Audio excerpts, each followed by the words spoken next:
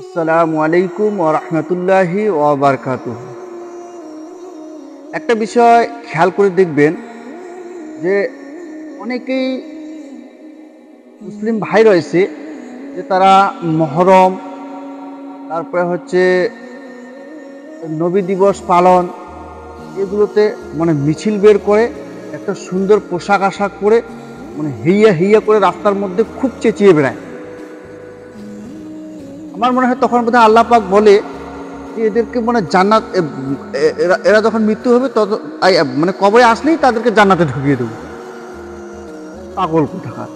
নামাজ নাই, রোজা নাই, শুধু ওই ওই একদিনের জন্য ওই রাস্তায় মিছিল বের করে হেইয়া হেইয়া করে চেঁচিয়ে বেড়াচ্ছ, লজ্জা লাগে না?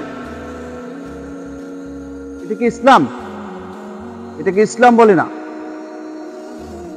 এগুলি থেকে আল্লাহ পাক যেন হেফাজত রাখে, আর আমাদের আল্লাহ পাক এই সমস্ত ভুল ভ্রান্তি থেকে আমাদেরকে হেফাজত রাখুক। আল্লাহ পাক বুঝার তৌফিক দান করুক, আমিন।